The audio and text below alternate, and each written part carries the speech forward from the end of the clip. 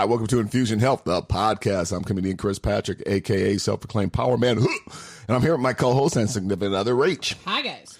Now, today, everybody knows that having a kid is a blessing. Unfortunately, me being a stepfather, I never got to experience that, going to the hospital and, watching my kid being born. But also, too, within this blessing, within this great thing, we also have things can go wrong, like we can have a miscarriage. And we have Marie-Claire Thauvette. She's calling from Ottawa, Canada. She's had over 10 years experience in couples and sexuality coaching. And we're here to talk about after going through something like that, like a tragedy, how do you stay a couple? Because we know sometimes, couples can break up. Being from Minnesota, that's what happened to Prince and Mai Tai. She had a miscarriage and they just couldn't work it out, and they ended up breaking up over that. So Marie, welcome to the show. Thank you. Thanks for having me. It's a pleasure to be here. Yeah. So after going through something like that, like a miscarriage, because. And basically walk me through, because, okay, a couple, they get together, and all of a sudden they're all excited about having a kid, and they go to the hospital and everything. And then all of a sudden this happens. How does a couple stay together and get back together? And definitely, how do you become intimate again after going through something like that? And I know it takes time. It takes and there's really not, like, you can't say 3 weeks, 6 weeks, or whatever. What exactly? Mm-hmm. How exactly can they get back together and move and go forward? Yeah. First of all, I want your listeners to know that 20% of pregnancies result in miscarriages. So it can happen to a pretty high percentage of people, and so preparing yourself for that is important, I think. And for some people, they do have an increase of libido after they have a miscarriage. But what happens most of the time is that there's a big loss. So there's a real big strain in your marriage or in your relationship. Mm-hmm. And it's really hard to get back because you're dealing with grief.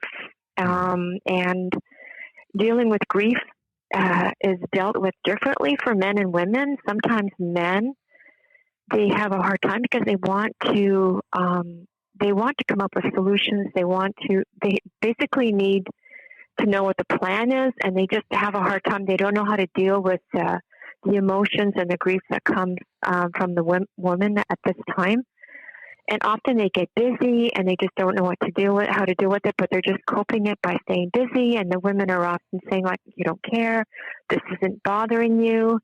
But it really is bothering men a lot more than I think women think. Mm-hmm.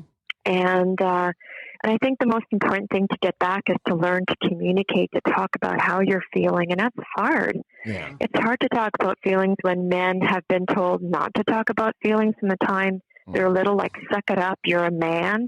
Yeah. You gotta, you know what I mean? Like, and here it is, a big issue. And they don't know what to do. So I think coaching or going to a therapist that specializes with couples is really helpful. Even a sex therapist or a sex coach is important, so you can get back into the game. But to deal with the issues first are really important. Absolutely. Well, I've heard before that, guys might not show it emotionally, but they want to fix the problem, and there's no fix on this. Yeah, it's really hard to fix it. I think what they need to do is really listen a lot and validate the woman's feelings, their partner's feelings, because they need to be heard, and they don't always need to, to find a solution. They just need active listening, and they need to be validated. And for our listeners out there that are going through that, validating would mean it would mean that you're really feeling the emotions that your partner's feeling, with empathy. You're saying things like, I know this is hard, sweetheart. I know we're in this together. We're moving through this together. You can count on me. What else are you feeling? Try to dig in further and just let them talk and just listen, actively listen. Absolutely. And again, repeat again, mirror what they're saying and empathize with what they're going through. And you know what? You're going to probably have to do it again and again because that's what the grief process is like. Mm-hmm. And there's really you can't put blame on the woman. You can't put blame on the man. It just what are some of the causes of going through a miscarriage? Stress. Yeah, for sure. Exactly. Blame is actually the worst thing you could do in any relationship talk, period. Like blaming, if you see yourself blaming your partner, ask for a redo. If you're hearing yourself, be aware of what you're saying. This is called meta-awareness, is when you're stepping above what you're saying as a couple and noticing that you might be blaming. And if there's any of that going on, it's really a negative downward spiral, and we want to go forward. We want to do an upward spiral into a positive space. Gottman calls this positive sentiment override, where you're going to, whatever is being said that's negative, you need to find yourself in a place of appreciation. Mm-hmm. It's hard to appreciate after you've gone through that loss. But it's important that you appreciate that we're together, we're going through this together, we're moving forward together. I think that's important. Yes, blame is super negative, and we need to stop it and be aware of it when it's happening. Because with this too, you can during the pregnancy you can go to the doctor, everything looks fine, but then all of a sudden, the water breaks. You go to the doctor, you're thinking you're going to have a kid, and then. You're talking about losing the kid at birth. This can happen at any stage. Okay, and correct. And that's what I was kind of going at. Like, there was no signs that this was going to happen. All of a sudden, you go, and all of a sudden, I mean, yeah, it's really tough. There's a lot of people that say after you have a miscarriage and get back to intimacy and are able to have a baby in your womb, you usually do not tell anybody until the second semester, because a lot of people lose them during the whole trimester, first stage, second stage, and third stage. Mm-hmm. Yeah, because I had a friend. He had a kid. Actually had the kid and all that, but I think the kid died to SID, sudden infant death syndrome. Sure. Wow.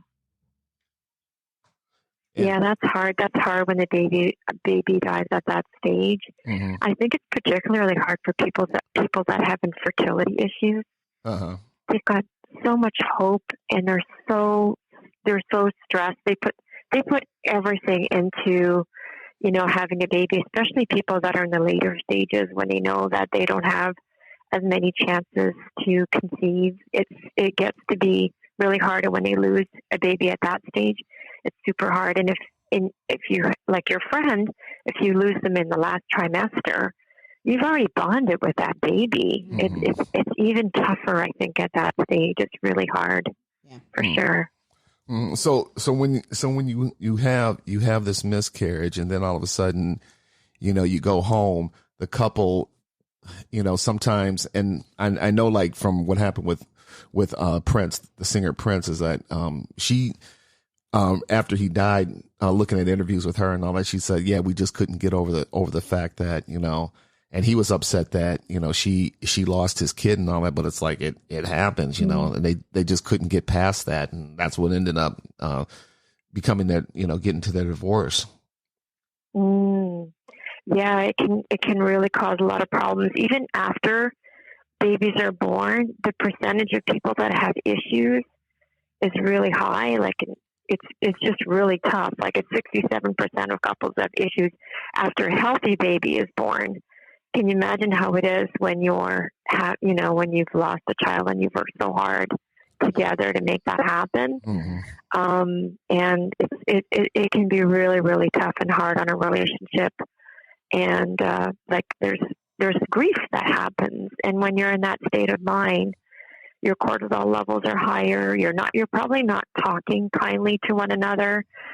And so I would really recommend that couples that are going through this, that they do indeed get relationship help, see a therapist. And if you want to prepare for a better tomorrow, a good person to see would be like a coach. Mm-hmm. A coach is very goal oriented, where a therapist would be more about looking even at your childhood to see, how the behaviors happen, why things are happening to you now.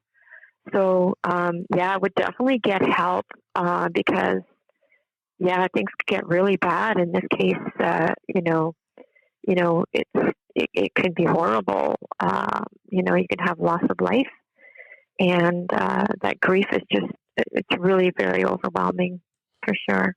Okay, so after you go to the doctor, you have a miscarriage, and there's really no, being a guy, there's no way to there's no quick fix to put it back together. It's not like, okay, we'll be back together in 6 months, 4 months. You got to slowly go through the process. And what exactly do you do as far as helping them along the process? Well, I would first of all teach them how to communicate with love and connection and affection.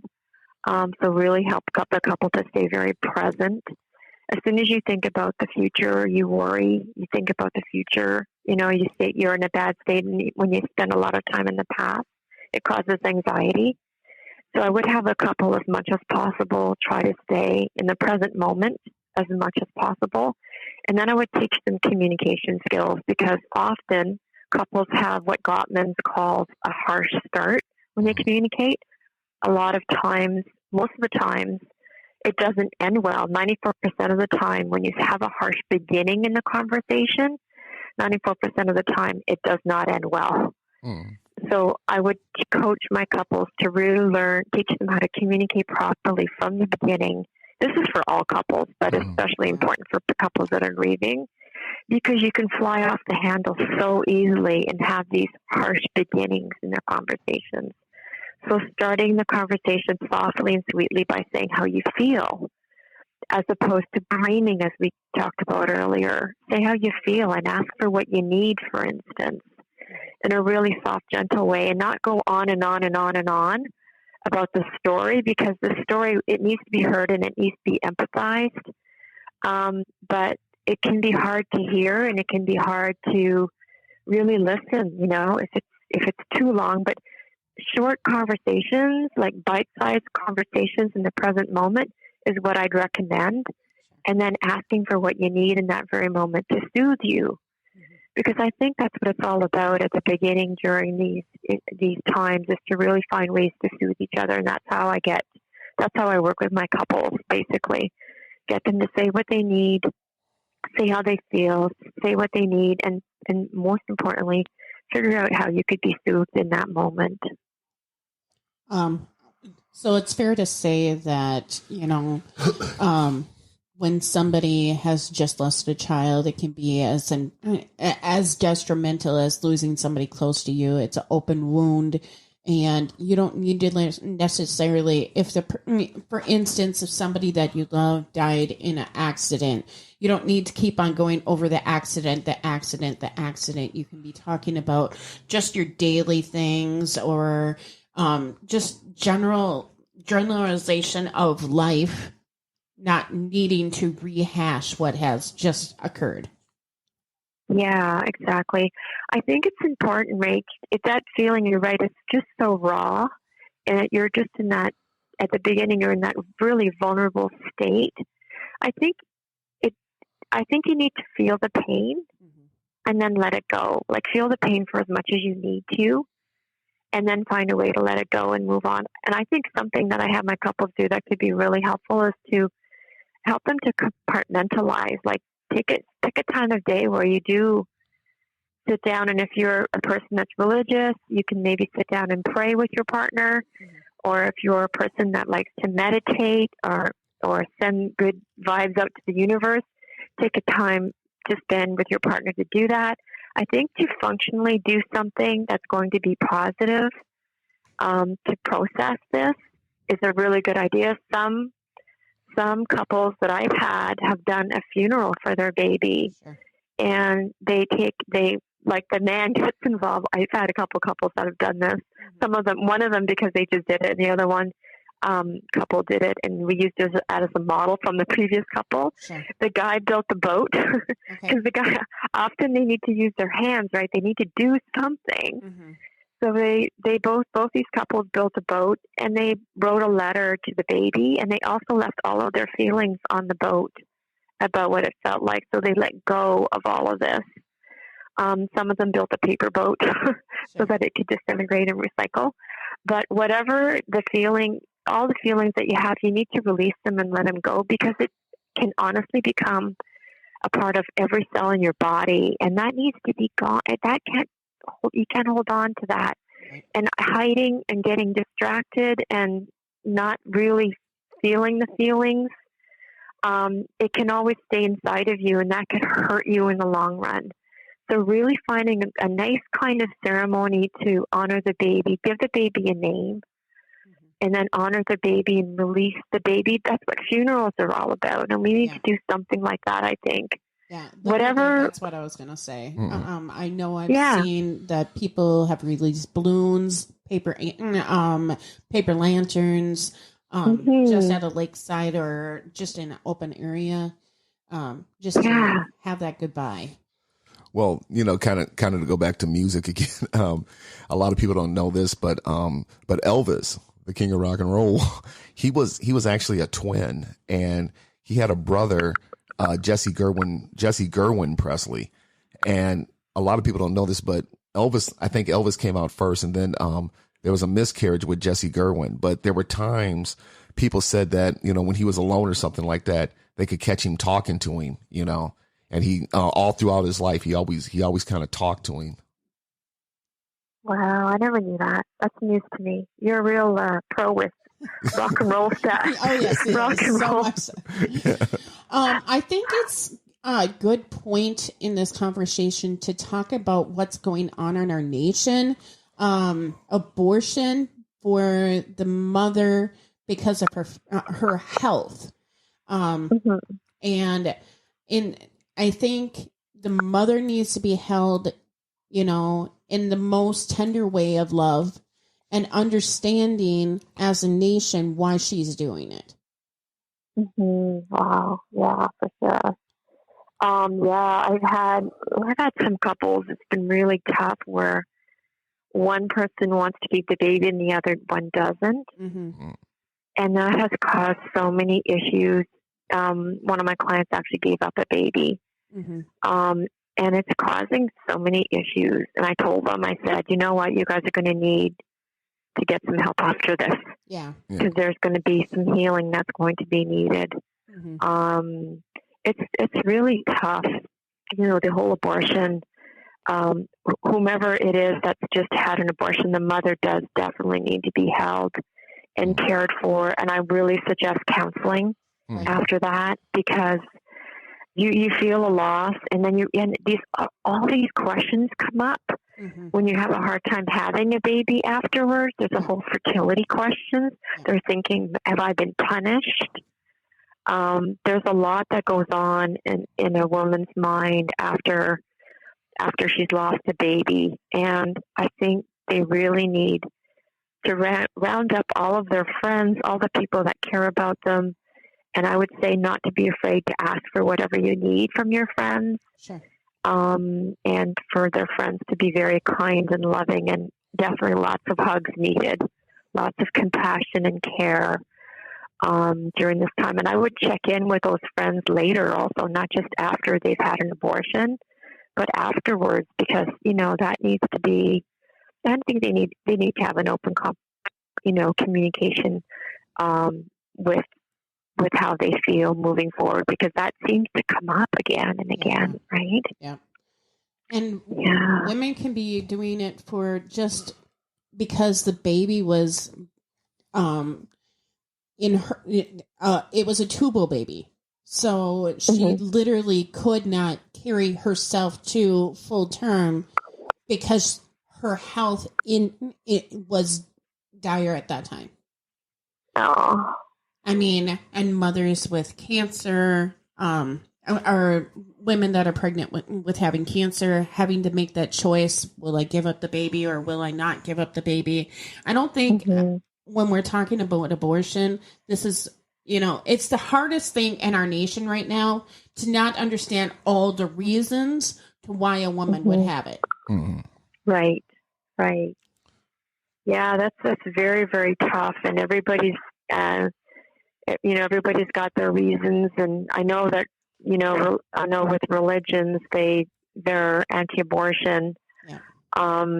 I just think it's really important to look at everybody individually and just to really listen, active listen and care about what they're going through.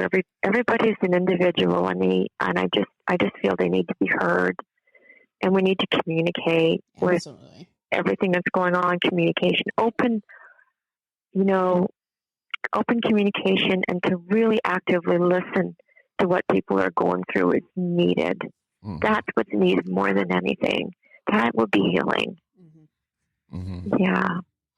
Well, and then for the guy, I mean, he's just personally went through this, and guys are physical and they don't share emotion and stuff like that. Mm-hmm. But maybe not put your arms around the guy, but just know you're there for them. Go out for shoot some darts or do something with them that honors the male also. Yeah, honor the male and find out how they need to be loved. 5 love languages work for everybody, male and female. A guy might really like a hug. Mm-hmm. A guy might like that, like their buddies, giving them a good manly hug. Mm-hmm. That might be what a man needs. And they might need to cry, and let them cry and tell them it's cool to cry, man. It's okay to cry during this time. I'm here for you. I'm right here. Right. I'm right here. I'm listening. Right. Whatever it is, like maybe they need to do a project together. Like guys often work side by side. I know my husband likes to do this building, and guys getting together and building, and just to be there, and that quality time can be important to know that they're not alone afterwards. And for the women to be there for them too, right? Mm-hmm. And then there's also couples that lose babies that are gay couples. They can also feel a loss through all of this. Even with a surrogate that loses a baby, they have all their hopes out there, and they also lose their baby, and they go through that grief. Yeah. They might not have the fluctuating hormones, but they've had all of their hopes shattered also. Yeah. So there's the guys that need support, but there's also alternative kind of families that have all of this hope that also feel this loss. Yeah, for sure. Okay, so when you counsel somebody, so say, okay, they got pregnant, they go to have the kid, they have a miscarriage, then all of a sudden, a year or two down the line, she's pregnant again.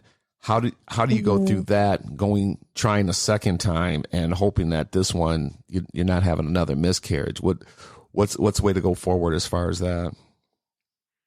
Yeah, I would probably try to really help that couple.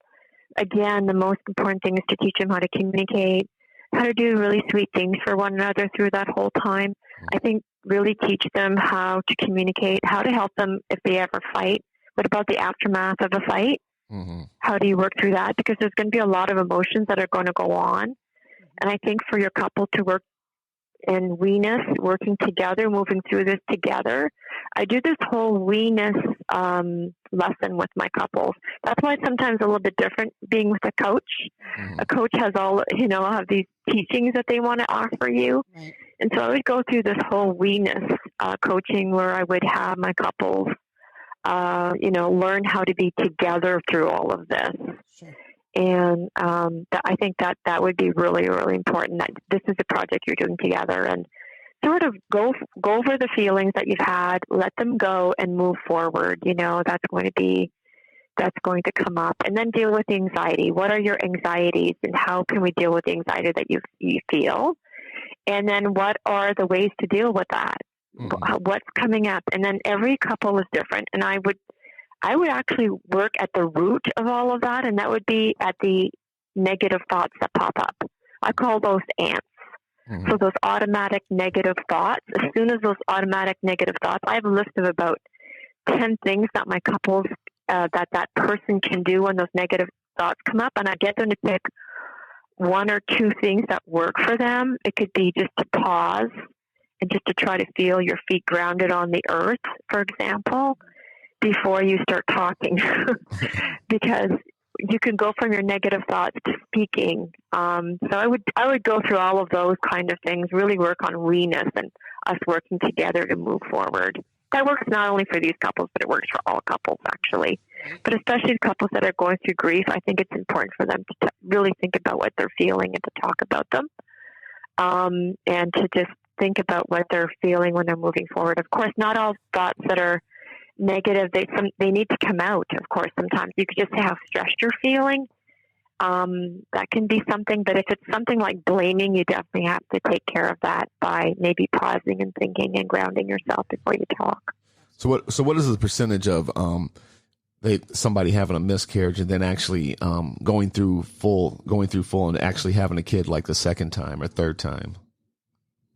Yeah, that can diminish. I don't know what the exact percentage is. I don't have that in front of me, but it can certainly diminish. Like when you have fertility issues, and as you get older, those same issues, and it could be it could be in your genes. So that can be really tough for you to learn that, right? It could be something that's just the way. It could be the guy's problem too. Like, half the time it could be the guy's problem. I can't remember the percentage. I think it's in the 40s that it could be a male issue, with whatever's happening with his genes. And so that could be something that comes up. But I guess the fertility test would tell you all of that. Sure. So I think you talk to the experts about that.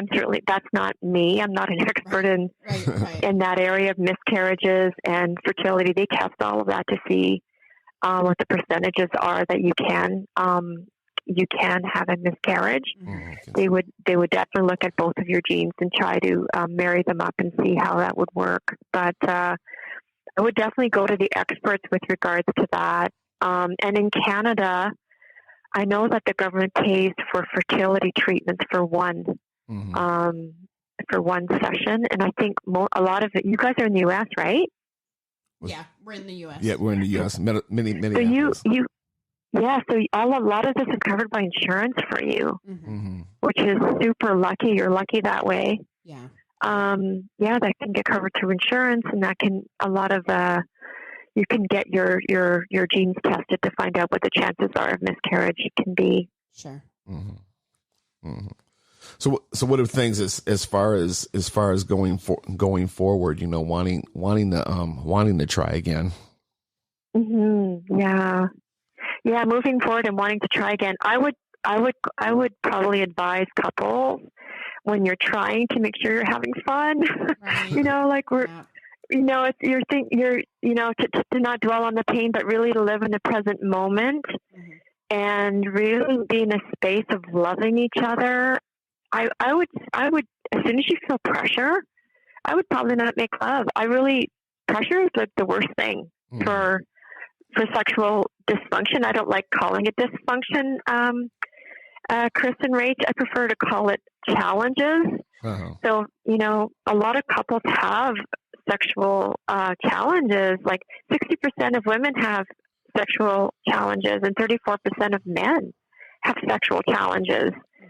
And so I would take care of some of those challenges before you even start again. Like meet with a sex therapist or a sex coach and work on some of those challenges. Like a lot of couples have difference in libido, and I really help couples to really find each other with regards to meeting in the middle, compromising, when there's a change in difference in libido. For instance, a person who has high libido, which libido is usually the biggest sexual challenges that couples have.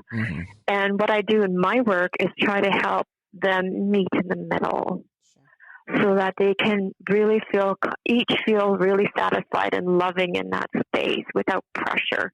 Pressure is the worst thing you can do. It's the worst mood killer. So taking the pressure off the table is, I think, really important. Yeah. Okay. Well, this has been an interesting conversation. Definitely learned a lot. So if somebody wants to get a hold of you, if they suffered something like that and they need to get a hold of you, what are some ways they can get a hold of you? You got a website or? Yeah, I've got a website. It's called relationshipbliss.ca because I'm in Canada. And I'm offering some really fun retreats coming up, Cris and Rach. I've just built a yurt. Do you know what that is? No. A yurt? Yeah, a yurt. It's a really fun outdoor tent. Okay. My yurt was just built 2 weeks ago, and it was built by the Mongolians in Mongolia, and it was shipped to Canada. And I meet couples in their yurt. Okay. For 3 days and 2 nights. And I think it really helps couples that have had these issues to come into the yurt and to be in a space where there's hardly any technology there. We're just focusing on each other. There's no pressures, and I help them to connect again. And in the afternoon, they play on SUPs and paddle boards and just have a good time together. Nice. And I also have a retreat in Costa Rica. I have a couple of weeks in Costa Rica where, again, the couples can let go of all of their issues and just focus on that for 6 days. I have a therapist that does that with me. And we just have a blast for 6 days, including boogie boarding and surfing. Just to have we need to have more fun. Yes. Yeah. I think it's important for you guys to restart dating again, to rebuild that connection, have that conversation. And then one conversation that me and Cris had at the beginning of our relationship is what we liked in the bedroom. So get that other emotional stuff out of the way first, and then have that conversation of what you really like in the bedroom. Yeah, 100%. Let's talk about what we want sexually and what we don't want sexually, right? Yeah. It's important to have that because the person can be wanting and wishing and waiting. And sometimes you might not want to do that. Like, let's say you want to do some BDSM exploration. Well, maybe you don't want to have your wrists tied, but maybe you would be willing to have your wrists tied with paper towels, right? Yeah. Where you could loosen it. Let's have the conversations about what we can do instead of what we can't do, and just see where we're willing to meet. I just love compromise in these conversations. Absolutely. Yeah. Well, thank you for coming on, my dear. And Rachel, I love talking to you. It's nice meeting you both, Cris and Rach. Yeah, thanks. And Rachel will have information in the show notes. Absolutely. And I'll let, this was, like I said, Marie, this has been an interesting conversation. And if you do suffer through something like that, because we know that can be a very tragedy and very sad, especially, you're expecting a kid and something like that happens, and like I said, kids are a blessing. There's help out there, and you could probably, call Marie or seek Maria, and she can help you and coach you into staying together, getting more closer together, and, maybe trying again and having a kid or whatever you decide to do, if you decide to adopt or whatever.